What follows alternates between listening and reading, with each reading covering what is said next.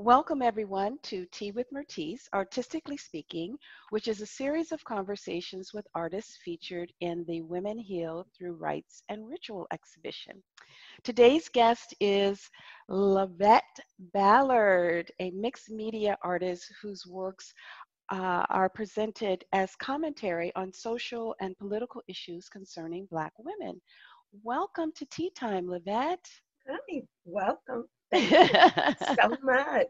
Yeah, it's a pleasure to have you here. I'm looking forward to our discussion. So, with each artist, I have begun the conversation by asking them about the impact that COVID-19 has had, or if it has, on their artistic production. What has that meant to you? It's meant a lot. It's changed quite a bit for me. At the onset of the quarantine, I had a couple of really big things happen, and they were supposed to end up in a great summer, but that's been put off.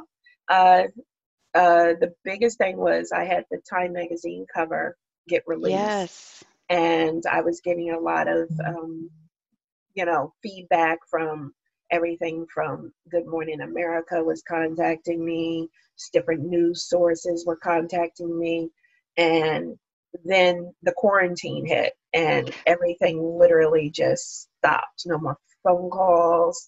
Mm. Um, that was kind of bittersweet. I mean, yes, I'll always have the fact that I did have a cover, but the exposure that I would have gotten kind of fell flat because of it. I lost my studio space, which is my creative lab, my creative hub. It's close to home. It's a great space.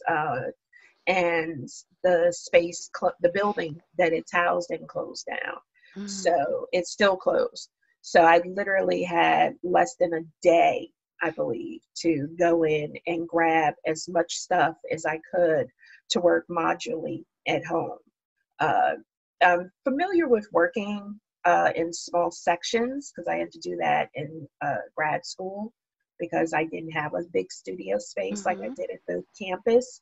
I would have to work here where I'm at now, which was my spare room at home, which is about the size of a large closet, walk-in closet. Um, and actually, a lot of the big pieces that I'm known for, the ideas started in this room. Mm. But I was kind of overflowing into the living room, the kitchen, the boys' room. So I didn't want to have that happen now. So I decided I'm going to have to change gears and work small to work big. So Yeah. that's what I've been doing as of lately, working in on much smaller pieces that will eventually become one large installation. So go back for a moment to the Time magazine cover and tell Mhm. us about the image of that, what appears in the image, and the inspiration for that piece. Well, out of the blue, I got a email through my uh, website, and it was from a gentleman who said he was the creative director of Time Magazine. First of all, you get an email from someone who says they're the director of Time Magazine out the blue, and then they're asking you to do a cover, and you're like, yeah, right. I'm a, I'm a fine artist. I'm not an illustrator. I'm not a graphic designer. Really? So I didn't really believe it, but I didn't want to just, ignore it. So I responded back, oh, sounds interesting. Tell me more, and I couldn't sleep that night after I got the email. And the next morning I asked my husband to go look at it, and he's like, well, according to his response, I was like, he responded already? And he's like, yeah, he's like, I think this is the real deal. I think this guy is real. And what it boiled down to was they had came up last year. They decided for the Year of the Woman to honor the 100 years of women's suffrage to give 100 covers of women that they think would have impacted each year that they have been in print. Mm. So they reached out to about 80, I believe, artists throughout the world. Some are designers who have worked with them in the past. Some of them are visual artists like myself. Uh, and they asked us to create a cover for the magazine. Now, each of these covers, because they're based on women that they already chose, you really didn't have a choice and say, Mm. oh, I want this person or I want that Yes. person. They chose each of us depending on our style of art that they thought would highlight the person they wanted us to use. So I got Rosa Parks and the Women of the Bus Boycott. Now, normally with my process, it takes a long time. So I was only given 2.5 weeks to create this work. I Wow. it was really a lot easier on their part on this particular project because they gave me a lot of the images to source. So I didn't Mm. have to do as much research as I normally would. Uh, the other images that I did find, they had to literally go and ask certain photographers, can we use this picture? Can ask the family member, can we use this photo? And I had a couple of bumps in the road with the making of it because I didn't, all they gave me for criteria was you had to use Rosa Parks as the center figure. You had to have the other women in the bus boycott mentioned or shown in the final work, and you had to make sure that they had room for the Time logo to be seen. So uh, that's it seems like a lot for an Mm-hmm. artist, but for me, I look at every challenge as an opportunity. So it made me think like an illustrator. Mm-hmm. And I put Rosa Parks center. I also have her as the image. I found out that yellow roses mean freedom. And so I put a lot of yellow roses throughout the work. I put images from the actual boycott within it, the actual bus that she was on, and the way that it bring in the other women, because there were other women involved with this bus boycott that a lot of people ignore. Yes. The way to bring them in was to actually put in the legal document that you see in that white Mm. sheet there, where it has Aurelia Browder and Claudette Colvin, and I forgot the other woman's name escapes me, but these four women, all of their names are on that actual legal document for the Supreme Court, which was the case that turned over the segregation in the South that we know it. So uh, Wow. it was a great work to work Mm-hmm. on, challenging because of the time, Yes. but I was very happy with the final piece. So Good, good. So let's move on and talk okay. about you as an artist and where that seed was planted within you, the idea that you were a creative person. Where did that process begin? At what point in your life? Um, my mom, who just recently passed, she used to say, uh, when I was little, I used to Mm-hmm. make messy on my dinner tray. My high chair, that tray that the kids have. She said Yes. most kids are so worried about eating, or they're just making mess to make mess. And she used to say, for some reason, whenever I looked at your tray, I used to think, I swear this little girl is drawing landscape green peas and carrots. And she thought it was so interesting. She's a photo person, so she does have a couple of camera images of just Mm. a baby tray with mess, but she thought it was art. And she encouraged me, but she was cautiously optimistic with me being an artist. If I ever needed a sketch pad or pencils or Mm. markers or crayons, she was always there to encourage me that way. And she used to say, my daughter's an artist, but the way she said my daughter's an artist is no more different than my daughter can sing or my daughter can write. Yes. That's a talent, not Mm-hmm. necessarily a career.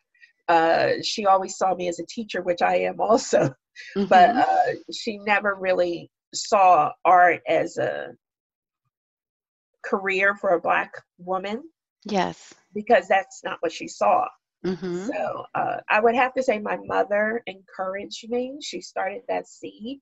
Um, I have a lot of family members who are kind of undercover artists. My grandfather, he was always like, Mm. okay, this is how you draw a horse, and this is how you draw a man. And my aunt, she used to get those big books that they used to, she paid for like a lot of money for those big art books, on the Yes. back of your Matchbox cover where they have Yeah. the art lessons. Yes. And she was like, okay, this will show you how to draw a figure. And she was the same way. This is how you Mm. draw this is how you draw that.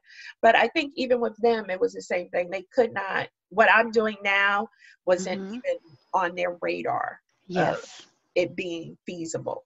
So, Yes. yeah. So let's talk about your creative process. I see your works as narrative pieces. You're a very good storyteller, and you use a combination of imagery and painting and symbolisms to tell stories about the history of Black women. So talk to us a little bit about your process in creating these pieces. Uh, a lot of my process is research. I'm a big history nut. Like if it's a Mm-hmm. movie, if it's a television show, even if it's fiction and it's about history, I'm going to watch it. And then afterwards, I'm going to go and research and find out, is that true? Is that not Mm-hmm. true? What happened? What really? So it usually starts with the story, what story I want to tell, whether it's a story of feminism, if it's a story of colorism, um, beauty, whatever the theme is. And then I find the right images I feel will support that story. Mm-hmm. And sometimes they're images that most people would think are contradictory. Like maybe I'll put in a picture of a civil rights um, protester in the middle of a picture of a woman who has long gossamer hair down her back, and that's me changing the narrative, changing the story, which is a lot of the beauty of being an artist. We can twist the narrative, twist the Mm-hmm. story, and Mm-hmm. tell it from different objectives, per se. So Yes. that's really where I start, is with the story, and then I Mm-hmm. find the images, and then it's a whole nother thing to get to Yeah. the actual work. Right. That alone could take me months. Yes. So your compositions are composed of collage photos. You also paint, and on top of those, with beautiful symbolism. Sometimes there's tribal markings. Tell us what drives that impulse. Well, being an African American woman, I'm always intrigued, and being so into history, I'm always intrigued to think, what would we have been had we had not been brought here and enslaved?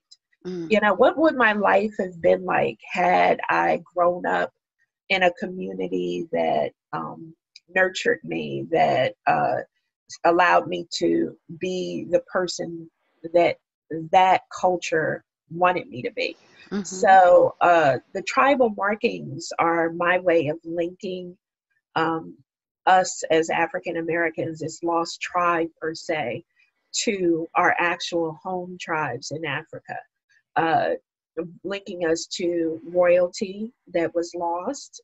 Some of us would have been, chieftains or princesses or griots or shamans within those communities. mm-hmm. So the markings are my way of tying us to that lost history and connecting us. I tend to like the circles and the dots a lot because I think of circles as feminine. Mm-hmm. Uh, they have no end. They're perfectly even all the way around. Uh, and they're a way of connecting. And from far away, I really think they look kind of like stars in a galaxy. So a lot of times I make them very large, very small, almost like directed lines. They tend to pulsate within the work, which is one of my, I guess, markers for my work. Yes. And fences, I would say, is also a marker for your work. It's Yeah. a sort of your signature, and it plays a strong role in your storytelling. So tell us why you began to use fences and metaphorically what they represent. Well, I used fences in undergrad, and at first I Mhm. was just painting on them. And when I was painting on them, um, my painting skills are very good, but I didn't feel they were, say, Kehinde Wiley worthy, which is what I envisioned on these pieces. Yes. And I kind of put it to the side. And then at the end of my grad school experience, I had a great mentor, and I was starting to go back to the wood because the wood was always there. And she said, "Well, I know wood is important to you. You may want to look at going back to your fences. If you can figure out how to apply Mm. your collage that you're applying on regular flat wood to the fences and get the same feeling, you've got something there." And I Wow. said, and she's like, and if you're going to use fences, most importantly, uh, you have to have a reason why you're using the fences. Just don't apply it on fences just because they're a great substrate, which they are. Hmm. Uh, and my neighbor had taken down their fence, and it was a great old rotted kind of wearing down fence. And I brought it in, I cleaned it up, and I started working on it. And while I was working on it, it's still in the back of my mind. I'm trying to figure out, okay, why am I using the fence? And Fences, the movie with Denzel Washington, uh, Yes. the August Wilson play, Hmm. came out. And I love that soliloquy where he said, "Why is that fence so important? Because it keeps others out and me in, and vice versa." And I was thinking, that's why I like fences. That's why fences are so important to the stories I'm trying to tell. Because we have fences everywhere. We have fences in our lives, we have fences in our community, we have fences in our own families. So their story that transcends just race. That is a Hmm. human experience, that we have these fences there. And sometimes the fences are broken, sometimes the fences are worn, sometimes the fences are brand new, but there's a chink in it just Yes. somewhere. Hmm. So I think the fences are our bodies, that's our lives. And so that's why I love working with them. Hmm. And I think another compelling component to your work is the fact that there's a personal narrative. You're a Southern girl, and you said that your work embodies that as part of your roots and then the greater community from which you stem. So, talk to us about that being part of your inspiration. Yeah, my family, I was born in the North, but every single summer, up until I would Hmm. say I was easily about 14 years old when I was too cool to do it anymore. My grandmother would take me and my cousins, and we would go down for the entire summer to our family farm in Virginia. And the farm is a uh, was the land was bought in 1910. They Mm. started building a house. Didn't have it. Oh yes, I did. They started building this beautiful farmhouse there. This is it. Oh, wow, beautiful. Yeah. Farmhouse. And they built this beautiful farmhouse there, and for my great great grandmother in 1930, and her sons built it. And it's a log cabin, as you can see, and uh, we were kind of put there as kind of summer camp.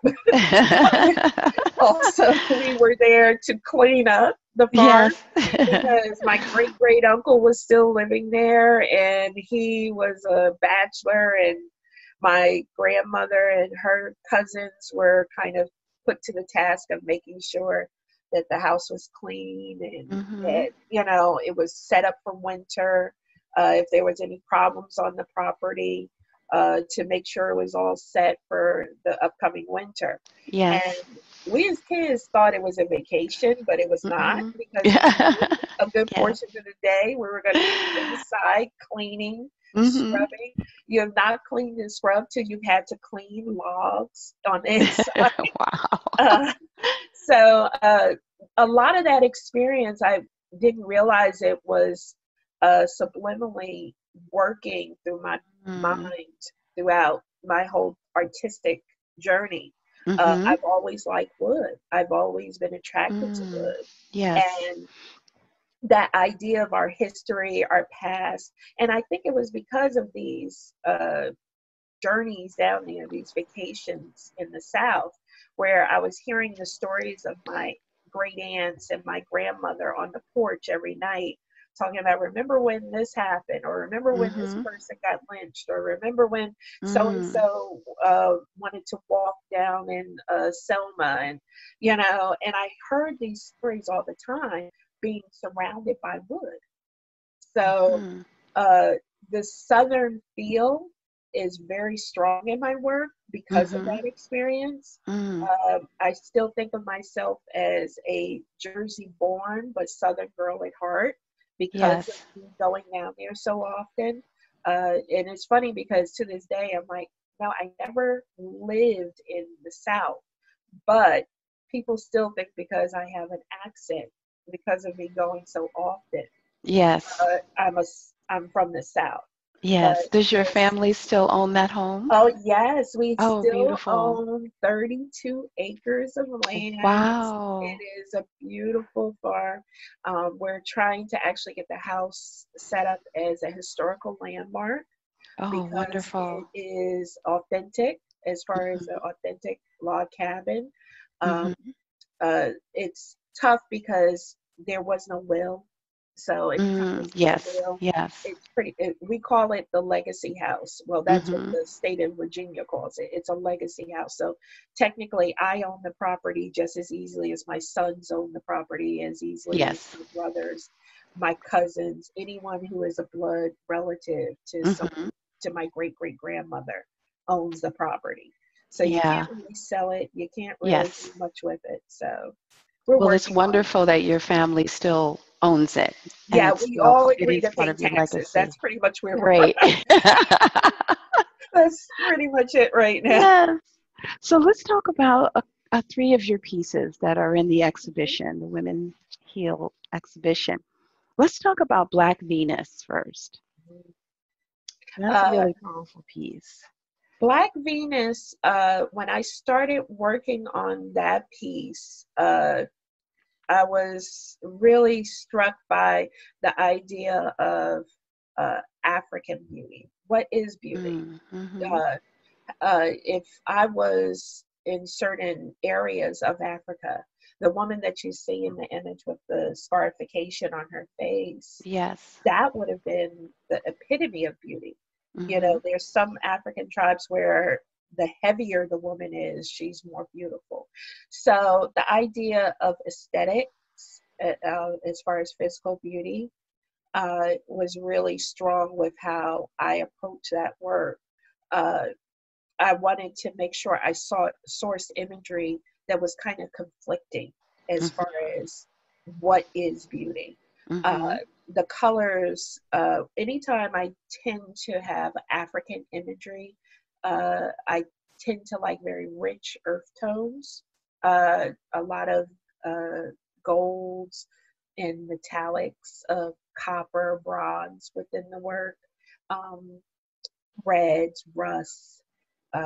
Those are the color palette that I tend to gravitate towards. Mm-hmm. So that work was a small piece for me, what I consider a small piece. Uh, but the piece, when I finished it, I stepped back and I was like, wow, this is stunning.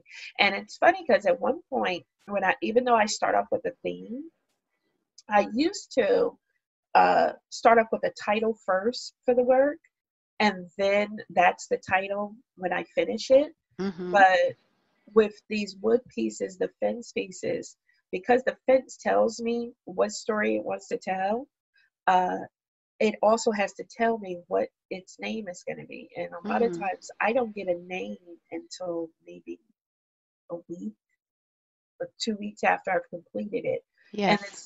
some of them just scream their name as I'm working on it. It's like, okay, this is the name, this is going to fit. Yes. So that one, Black Venus, was one of those pieces where it was very quiet with its name. It Yeah. was like, okay, what is this name going to be? I have the uh, Venus of Willendorf in there, which is another ideal of beauty, you know. So that idea of a Black Venus, a Black beauty, was a very simple title Mm-hmm. to find, but it took me a long time to get there. Mm. So, Yeah, well, visually, it's arresting. It's just, and the imagery is very impactful. And yeah, so thank you for unpacking that piece. Another is to my left. The large piece is a song flown up to heaven. I see it as being very spiritual piece, and would love for you to unpack that one and talk about. Now, it's a Janus piece. It's two-sided. So if you could begin with talking about the surface of it that's facing outward, okay. and then give us a little bit of information about the imagery that appears on the other side. Okay.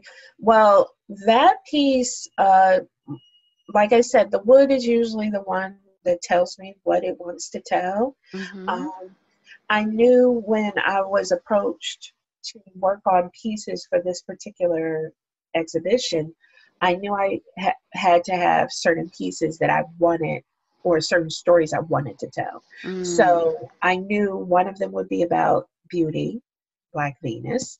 One would be about the Christian church, which I grew up in.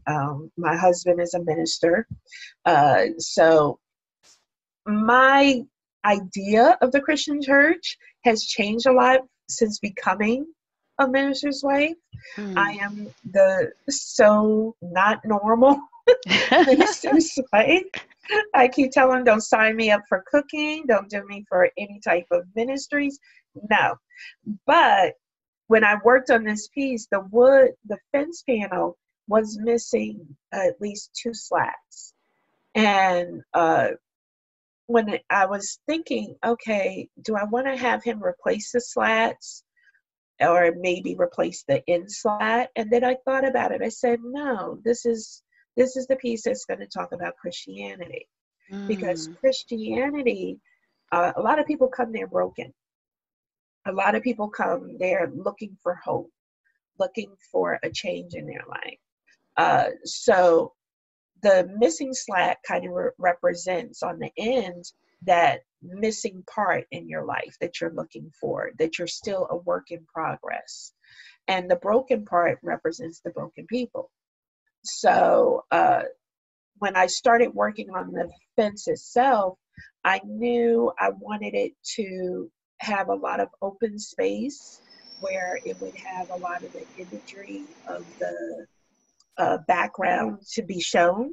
Mm-hmm. And I knew all the images I was going to pull would have to do with the Christian church. So you see an image that's actually from Detroit of someone getting baptized in it. You see an image of a young girl coming to church. You see choir members singing. You see a woman in the throes of praise in the centerpiece. Uh, I also have other images of an overseer or church leader. Uh, so, and that's on this one, the front, not the front side, Yes. but I call it A side, B side. Yes. And then the sunflowers are my favorite flower, but they're perfect for talking about religion because uh, the sunflower follows the sun, much like people who are going to church follow God. They follow their preacher. Mm-hmm. They are the sheep within the flock. So the sunflower was a great accent as far as color, but also symbol wise for the Mm-hmm. work. Uh, this work, I also started doing something I haven't really done. I just started doing it with this body of work where I was using stencils in it. So you see some very intricate spray painted stencils within the work, along with, of course, my orbs. I do have some butterflies in there because it's, once again, transitioning Mm-hmm. that we see in the Christian church. Uh, and I wanted all my pieces, I kind of look at the figures in it, kind of like goddesses. And Mm-hmm. the background, I try to make it as reminiscent of like a solar system, a galaxy. And these people are kind of floating within these galaxies as the deity that rules. Mm. So you'll see the image kind of sweeping across the fence. So that's Yes. the A side. Yes. And then the B side has some beautiful imagery on it as well. Yeah. On the B side, I put a image of the central image is a shadow figure.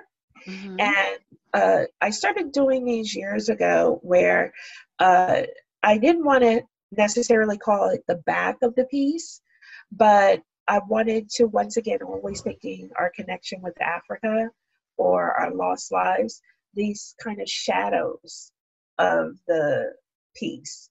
The shadow is the soul of the piece. That Mm-hmm. is what these people would have been doing, what they would have been had their lives not landed them here in the United States Yes. of America.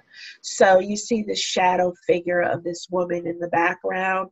I tend to put small vignettes, and the small vignettes are personal. They're always personal. So I usually put a mixture of images that I think substantiate what's being told on the A side, but also a lot of family portraits. So you'll see my granddaughter there. You'll see, I believe I have a picture of myself as a child. You have a picture of my mother, so those are people who are impacted by the Christian church also. So it's Mm-hmm. another way of inviting the viewer into the piece from another angle. Yes. Yes. And beautifully done. Thank you.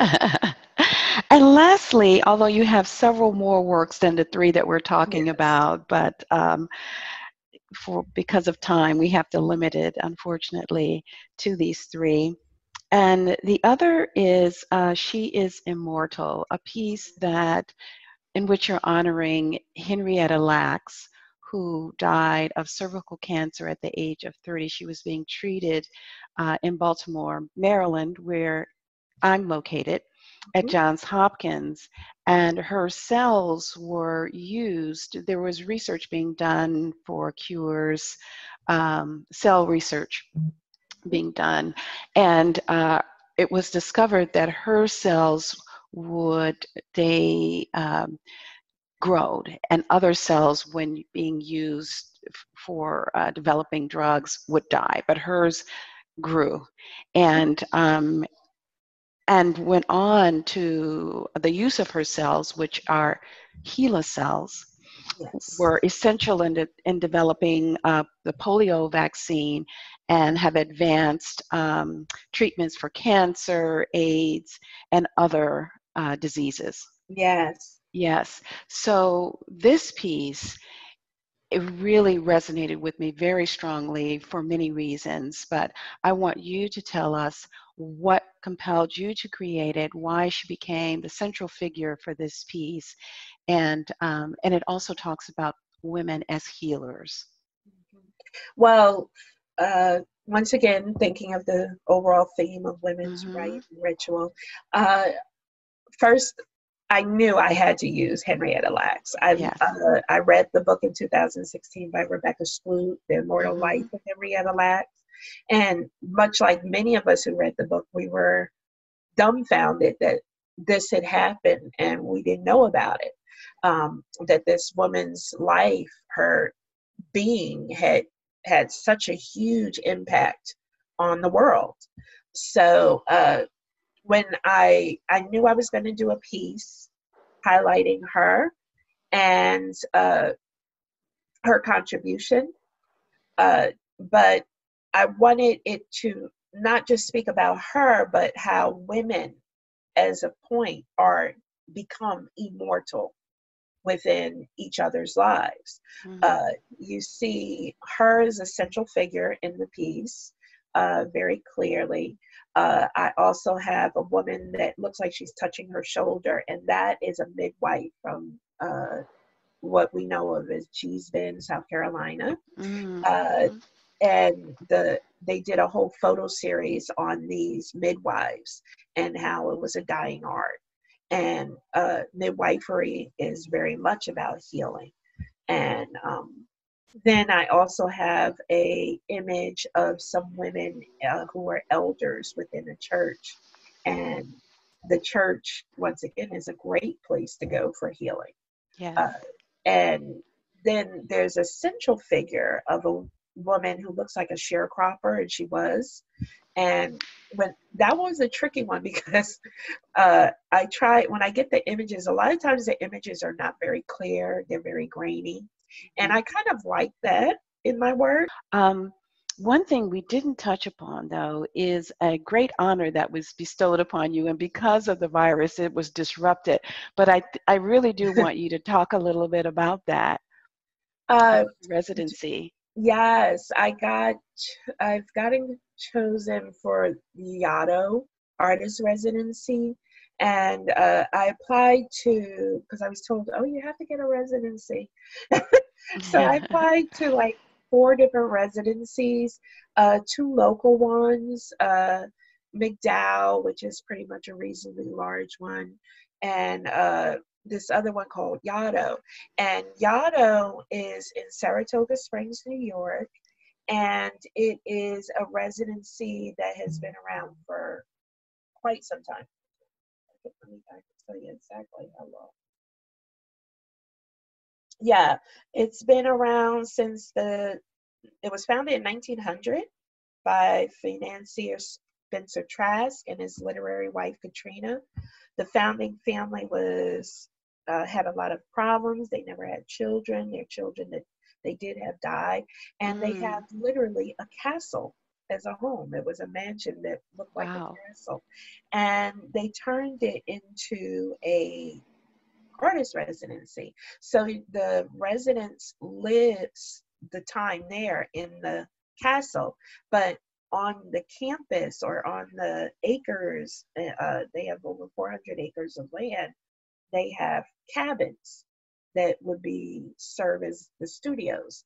But the beauty of Yaddo is they come and bring your lunch and they bring you your breakfast and then you go all together for your dinner. So you get the complete time to work. Yes. And some of the esteemed people that have gone there are Truman Capote, Aaron Copland, Roger Sessions. Uh, the tally of honors won by Yaddo alumni, who also include James Baldwin, Jacob Lawrence, includes 66 Pulitzers, 27 MacArthur Genius Awards, 61 National Book Awards, and a Nobel Prize.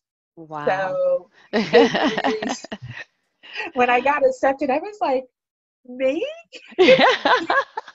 And they only choose 200 people out of the world a year to go. And I was due to go in July, Yes. but because of the coronavirus, they have canceled all activities for this summer.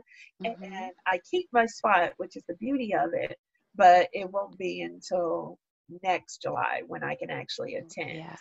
But my space is held, which is the best part. Good. Good. But yeah, it's a huge honor, and I was dumbfounded. The next thing they could have said is I got into Skowhegan or Studio Hmm. Museum of Harlem. So I was like, "What? Are you serious?" Great. Well, congratulations. Thank I you. think it's an honor well earned, and I'm excited to see what comes out of that experience in terms of your work. So Yeah, that's really, really great. yeah. Yes. I'm Well, so Go ahead, happy to do please. it. I was going to Yeah. say, I know a lot of artists are working modularly now. I'm Mm-hmm. doing the same thing. I'm trying not to do work focus on the virus, but it is a Yes. way to kind of seep into your work. So hopefully Yeah. everyone gets through this and has great stories to tell in the future. So Yes, well, Lavett, thank thank you for joining me for thank tea you. time. Thank you. And I look forward to having you here Yes. when we open the gallery for our grand opening Oh, reception. that's It's going going to to be be like great. grand, like and over the top. We're going to do some really special things to celebrate the fact that we can invite people in and experience this amazing exhibition, which I get to enjoy every day. And being able to experience it in isolation actually has been very nurturing for me. Just good for my soul to be surrounded with work that is so spiritually filled and inspirational. So it's been good. It's been good for my soul. Oh, I'm so glad you selected me among these Oh, it's an honor to unbelievable have you. artists. And Yeah, it, it was a great challenge. I love it. yes, yes, yes. Well, I can't wait to share it with everyone. Yeah. Yeah, so thank you for being a part of Thank this, you. and it's been an honor to work with you. So take good care. Thanks again for joining me for tea time. Thank you. Take care. Bye Goodbye. bye.